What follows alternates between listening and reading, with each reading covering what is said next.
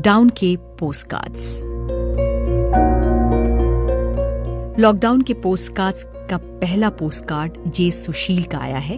वे America के Saint Louis में रहकर स्वतंत्र शोध कर रहे हैं और बीबीसी हिंदी के पुराने साथी रह चुके हैं। उनका शहर भी कोरोना वायरस से अछूता नहीं रहा है। सुनिए उनका लिखा हुआ ये पोस्टकार्ड। एक साइकिल है जो चल रही है, उसमें समय के चक्के लगे हैं। धीरे धीरे चलती हुई ये साइकिल अचानक तेज हो जाती है। फिर कोई समय के चक्के में एक मोटी सी स्टील की रॉड डाल देता है। चक्के की सारी तिलियां मुड़ती जा रही हैं जिन्हें कोई सीधा नहीं कर पाएगा।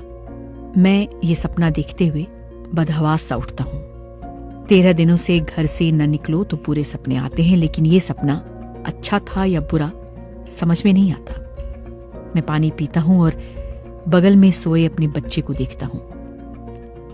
उसे नहीं पता कि दुनिया अचानक से इतनी धीमी क्यों हो गई। वो खुश है कि आजकल माँ बाप दोनों दिन भर घर में रहते हैं। मैं उठता हूं और खिड़की के पास खड़ा हो जाता हूं, आधी नींद में डूबा। सामने अंधकार में बहुत सारे लोग पैदल चलते हुए दिखते हैं। गठरियां लादे सब चुपचाप चले जा रहे हैं। ये कतार खत्म नहीं होती। किसी के कंधे पर छोटा सा बच्चा है। मैं शीशे में आंखें गड़ाता हूं कि कहीं ये मेरा बच्चा तो नहीं है। ये सब लोग चलकर कहां जा रहे हैं?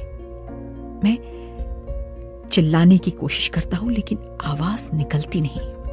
मैं सर पकड़कर बैठ जाता हूं। मैंने पिछले कई दिनों से आमने सामने किसी से बात नहीं की है। मुझे पहले लगता था कि अकेलापन कितनी सुंदर चीज है। मुझे अब अकेलेपन से कोफ्त होने लगी है। मैं किताबों की अलमारी से अल्बैर कामू की प्लेग निकालकर छुपा देता हूं। टेबल पर डैनियल डिफो की किताब journal of a plague year पलटता हूं तो आंकड़े दिखते हैं कि किस हफ्ते कितने लोग दफन किए गए थे प्लेग में। डिफो इन्हीं आंकड़ों से प्लेग की कहानी बताते हैं। हम किन आंकड़ों से इस वायरस की कहानी कहेंगे? आदमी आंकड़ों में गुम हो चुका है। सुपर पावर अमेरिका घुटनों पर है, जहां 1 लाख लोग प्रभावित हैं।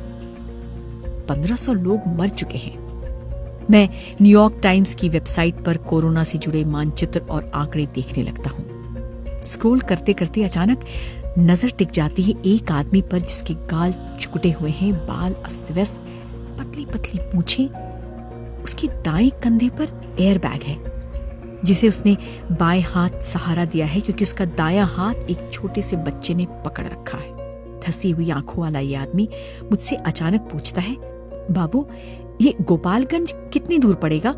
मैं मोबाइल देखकर कहता हूं, यहां से तो 800-900 किलोमीटर। वो कुछ नहीं कहता है। वो चलने लगता है। उसकी आंखें भूखी हैं। बच्चा मुझे देखता है और अपने बाप की उंगली हिलाकर कहता है, मुझे गोद में ले लो। बाप चुपचाप आगे बढ़ जाता है। पीछे ऐसे ही लोगों की पूरी कतार है। मैं आवाजें सुनने लगता हूं, चप्पलों की चटर पटर, बीच बीच में एकाध स्वर, चलो चलो थोड़ा और चलो। कोई सरकार को नहीं कोसता, कोई भगवान को नहीं कोसता, कोई किसी को नहीं कोसता अपनी किस्मत के सिवा। एक औरत मुझे देखती है और रुक जाती है। मेरे दूसरे हाथ में पानी की बोतल है।